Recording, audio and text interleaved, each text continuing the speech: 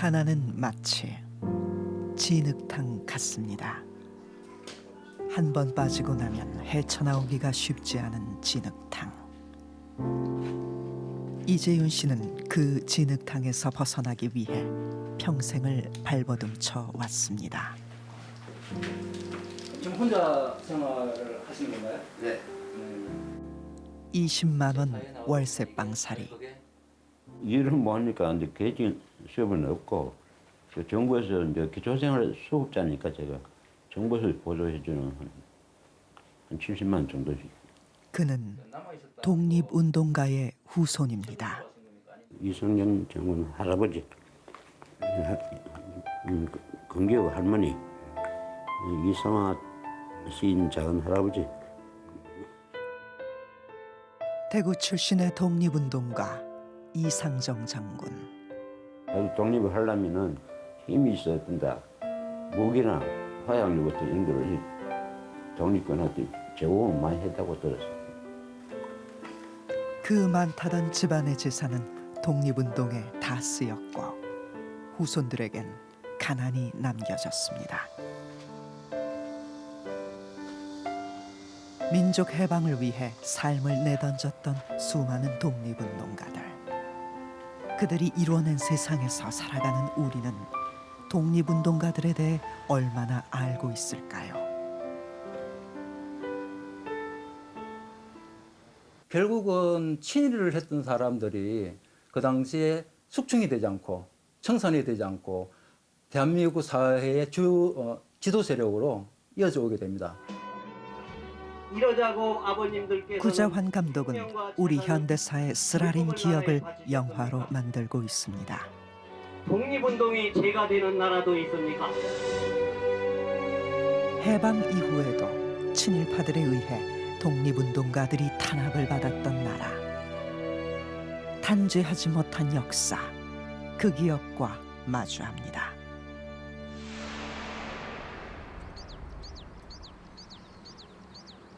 보물 제182호 임청각. 고택은 500년 세월을 간직하고 있습니다. 퇴계 이황이 손수 썼다는 당호는 이 집안이 얼마나 명문가였는지 보여줍니다. 하지만 임청각은 일제에 의해 혹독한 시련을 겪어야 했습니다. 임청각의 마당은 원래 낙동강 앞까지 이어져 있었지만 철도가 반토막을 내버렸습니다. 일제가 독립운동의 전기를 끊기 위해 철길까지 놓았다는 고택. 임청각에선 3대에 걸쳐 무려 10명의 독립운동가가 나왔습니다.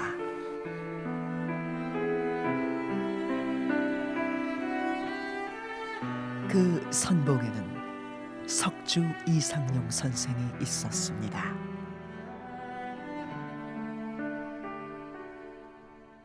이 집 주인인데 1910년 망명해가지고 신흥무관학교 만들어가지고 교장도 했었고 만주 쪽에 독립군의 대부다 임시정부 국무령까지 추대돼 있었죠.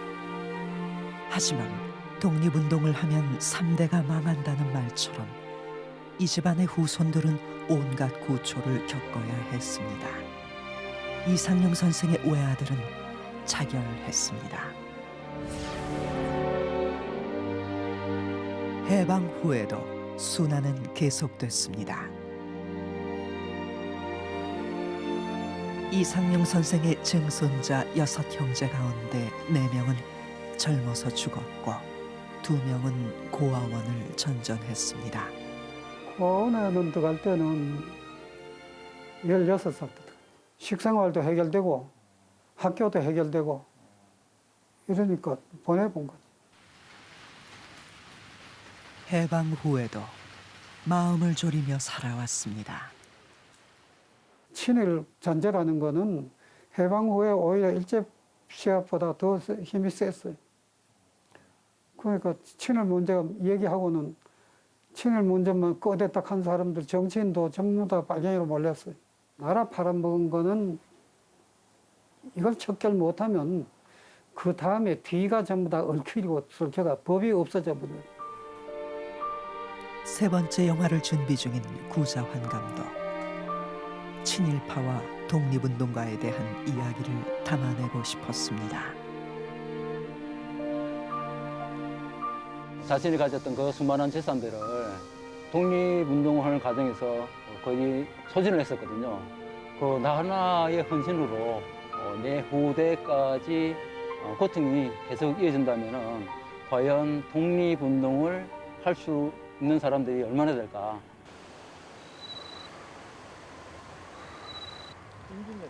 기억은 때론 왜곡되기도 합니다. 그래서 진실을 가리고 오해를 낳습니다. 오홍석 씨의 기억 속 아버지가 그랬습니다.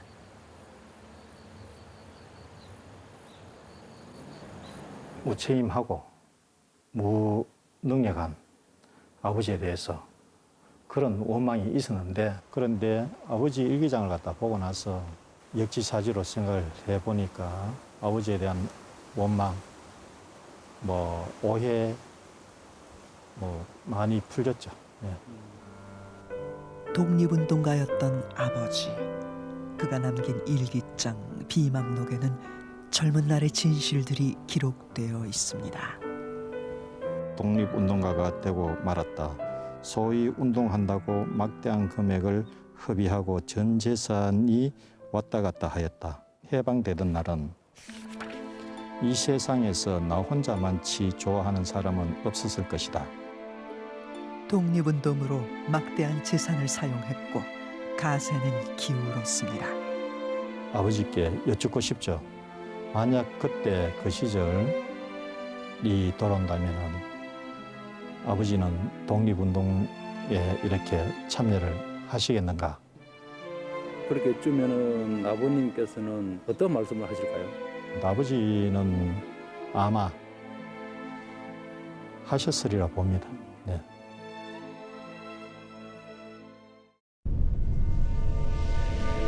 영원히 오지 않을 것 같던 그날이 왔습니다.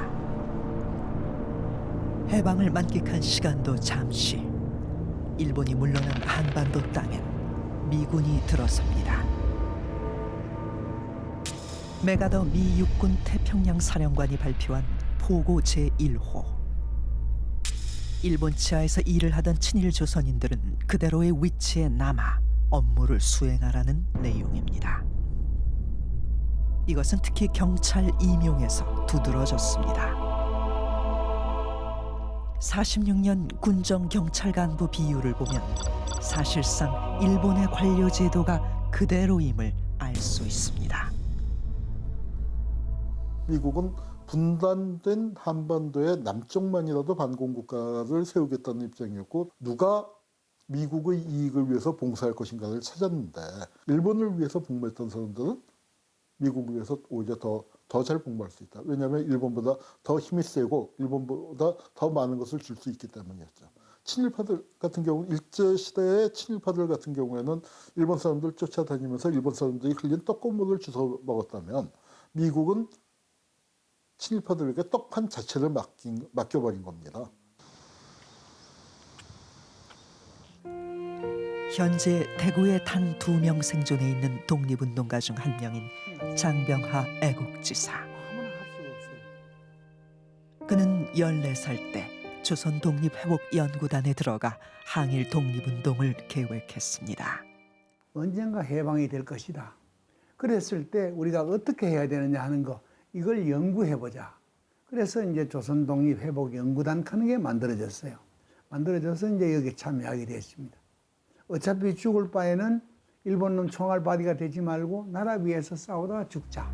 조선 독립회복연구단은 거사 직전에 발각이 됐고 단원 모두가 옥고를 치렀습니다. 밤 11시경에 이제 그 고문을 당하는데 제일 많은 게 이제 그 고춧가루 먹이는 거. 수건을 갖다 이제 얼굴에 덮어 씌워가지고 주전자에다 고춧가루 물을 가지고 수건을 갖다 덮어 씌우는데 부으면은 고춧가루를 먹게 돼 있어요. 그보다 좀 심하면은 곡괭이 자루, 이거 가지고 때리는 게 조금 이제 심하고. 일제는 장병화 애국지사에게 잔혹한 고문을 가했습니다. 끔찍한 옥살이를 시작한 지 5개월. 마침내 광복의 날이 찾아왔습니다. 감옥에 들어갔던 단원 모두가 기소유예로 일시에 석방됐습니다.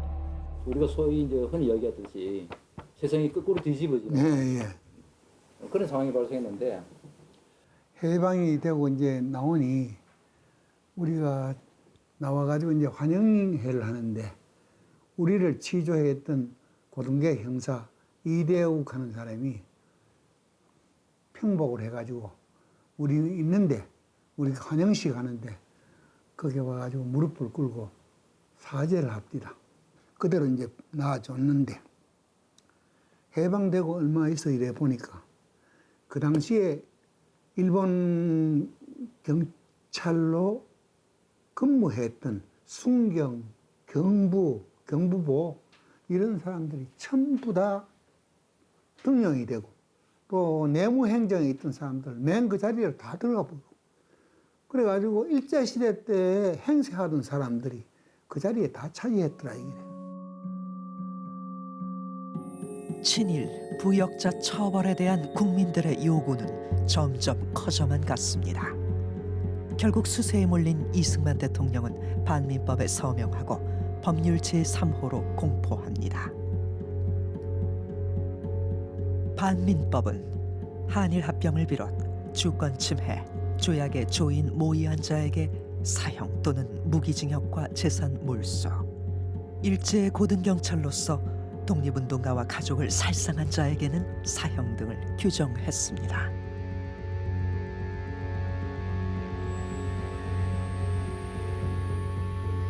또 반민특위는 체포부터 조사까지 독립성을 확보했습니다. 이후 본격적으로 반민자 제보 접수가 시작됐고 반응은 기대 이상이었습니다. 하지만 이승만의 측근들이 반민특위에 조사받는 일이 잦아지면서 이승만은 점차 가열되는 반민특위의 움직임에 불편한 입장을 내비칩니다. 친일파 청산에 대한 이승만의 불만은 그가 발표한 대국민 담화에서도 여실히 드러납니다. 결국 1949년 6월 6일 반민특위 사무실은 경찰에 의해 습격을 당합니다. 반민특위를 깨놓고 이승만이 반민특위 그 습격은 내가 지시한 것이다 하고 오히려 보호막을 쳐주지 않습니까? 그다음부터는 뭐 사실상 유명무실화된 상태였죠. 친일파를 청산할 처음이자 마지막 기회가 이렇게 허무하게 날아갔습니다. 그렇다면 그 후 친일파들은 어떤 삶을 살아갔을까요? 오홍석 씨는 아버지의 일기장에서 인상 깊은 문구를 발견했습니다.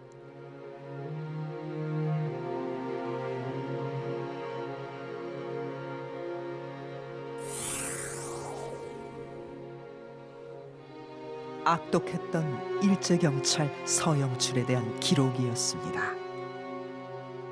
도대체 서영출이가 누구지? 그러면서 이제 도서관에 가서 자료를 찾아봤죠. 서영출이라는 자는 자기 제자도 고문을 한 아주 악독한 자입니다. 그리고 손과 발을 묶어서 매달아서 고문하는 비행기 고문의 창시자이기도 합니다. 경북에서 악명을 떨쳤던 대표적인 일제경찰 서영출. 그는 해방 이후 경주경찰서장으로 재임했습니다. 그러다 반민특위에 체포되어 국민권 정지 3년형을 구형받았지만 얼마 뒤 형이 면제됩니다. 반민특위가 송치한 친일파 인사는 550여 명에 달했지만 체형을 받은 사람은 단 14명에 불과합니다. 오홍석 씨는 아버지 비망록에 남겨진 친일파 서영출을 쫓다가 더 끔찍한 인물을 알게 됐습니다.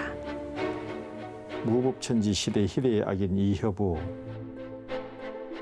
제3대 국회의원 선거에서 서영출을 근소한 표차로 이긴 이협우. 일제 면석이 출신인 그는 고향 사람 200여 명을 학살했다고 알려줍니다.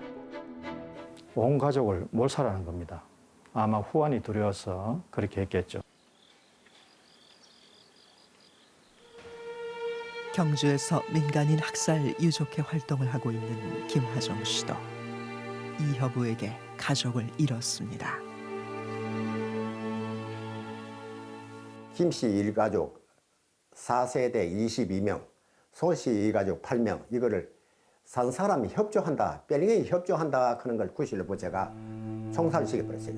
어른하여 거의 22명을 몰살했죠. 3살, 4살짜리가 공산주의라 합니까? 용어 뭐라 합니까? 비상식적인 학살을 자행했던 이협우는 대한민국의 국회의원으로 선출됩니다. 삼성국회 내죠. 예. 3번 했죠. 월성군에서. 이협우는 내남면에 있으면 다 죽으니까 사람. 그러면 골로 가니까 저걸 어디든지 보내야 되겠다. 그러니 그럴 때 내남면 사람은 저걸 어디든지 내남면을 떠나야 되겠다. 국회의원 돼도 좋다. 그래서 찍어 준 겁니다. 이협우는 1960년 내남면민 76명을 살해한 혐의로 기소되었으나 무죄를 선고받습니다. 죄를 지으면 벌을 받는다는 최소한의 상식마저 무너진 겁니다. 민간인 학살의 아주 그러니까 지저분한 면, 더러운 면. 그러니까 그것이 민간인 학살이 2년만이 아니었다. 겉으로는 빨갱이 사냥인 것 같지만요.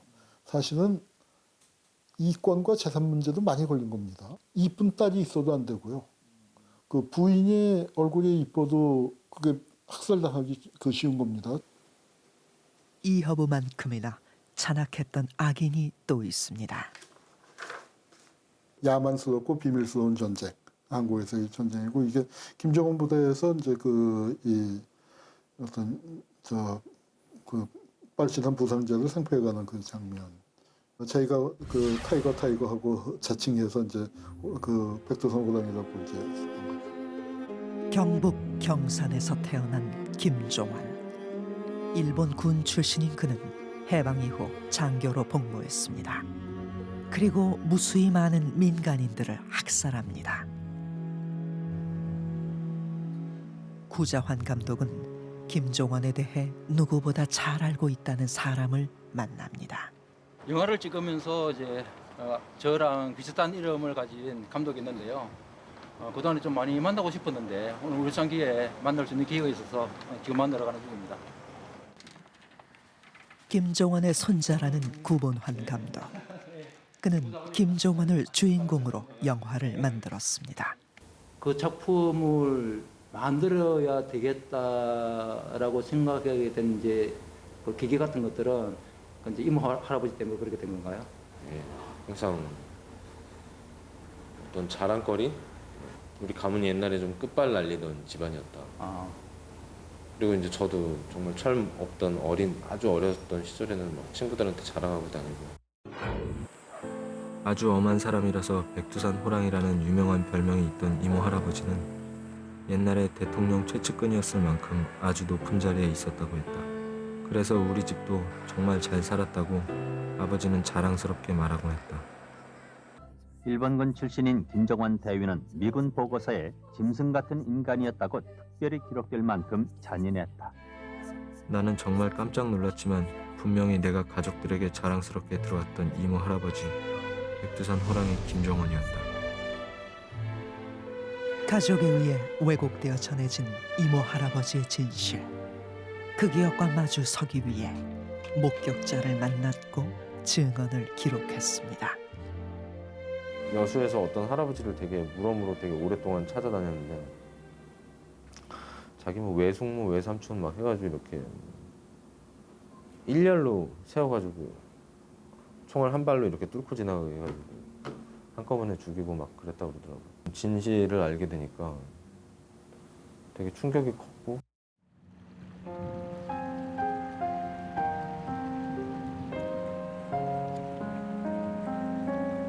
김종환에 의해 학살된 민간인은 수천 명에 달한다고 알려져 있습니다. 구본환 감독은 김종원에게 희생된 유족을 만나러 갑니다. 오랜 세월이 흘렀지만 이 땅에서 벌어졌던 무자비한 학살의 기억은 지워지지 않았습니다. 김종원 부대라 쓰는데 네. 몇 사단 뭐 3사단 23년대. 그래 뭐 3사단 그 부대라 김종원이가 얘 결국 사람 죽였다 봐야지.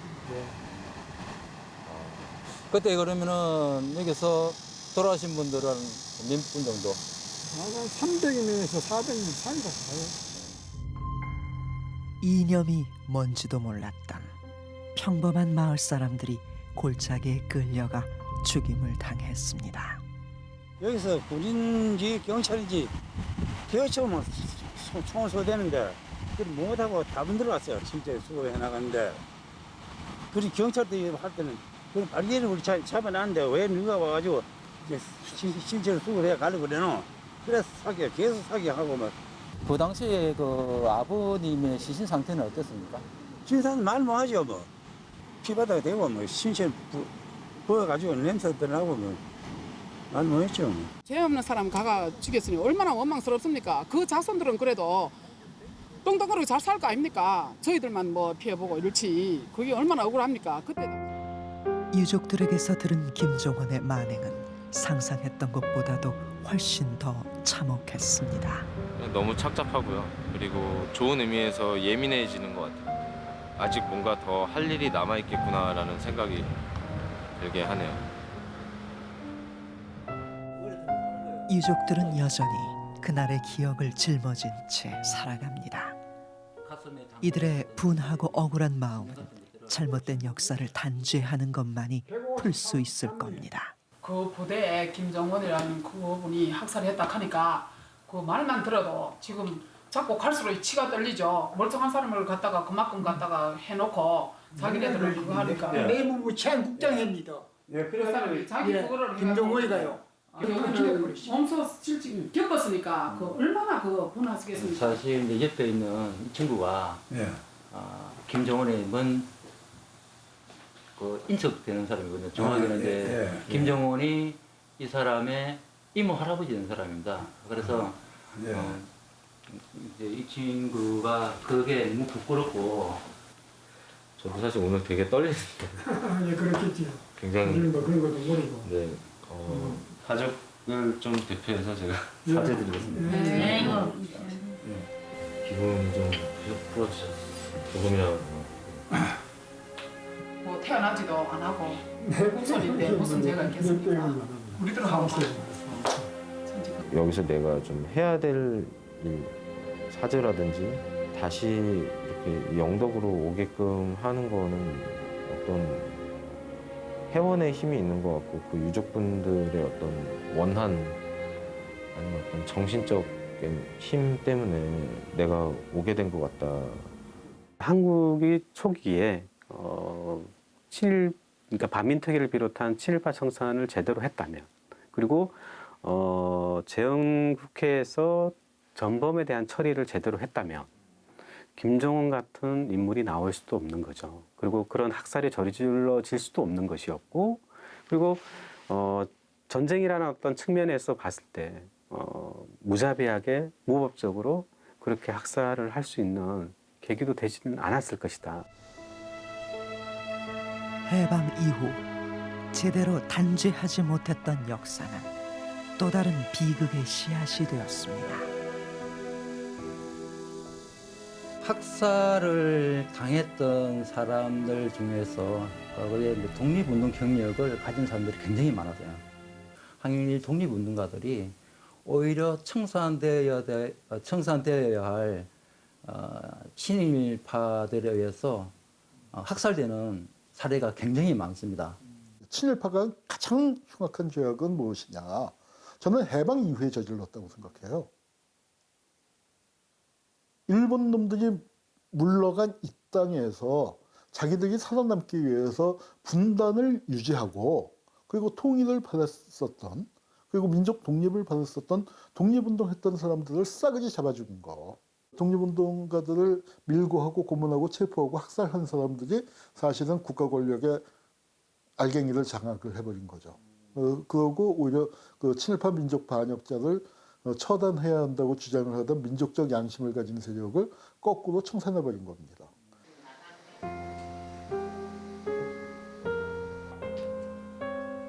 보증금 200만 원, 월세 20만 원짜리 쪽방에서 홀로 사는 이재윤 씨. 독립운동가 이상정 장군의 친손자인 그는 가문의 빛났던 시절의 이야기를 기억합니다. 우리 집안은 그 당시에 뭐 대구에서는 가프라 그랬지요.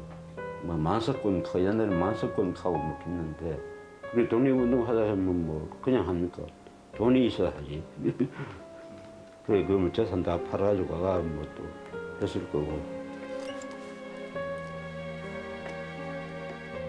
독립운동가의 후손이지만 이재윤 씨의 삶은 더없이 고단했습니다.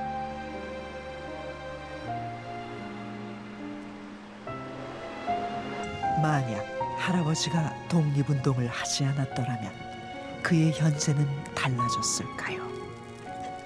번영의 시대인 오늘을 살아가고 있는 우리는 독립운동가들과 그 자손들에게 큰 빚을 지고 있습니다.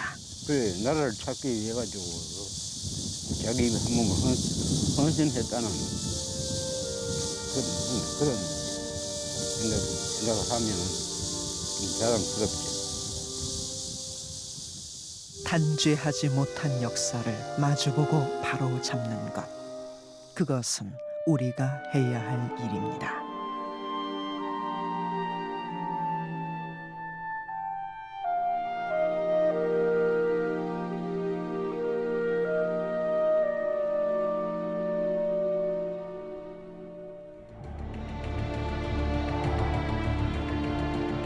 지금은 각오하는 거죠. 주동자가 되라. 내가 주동자다.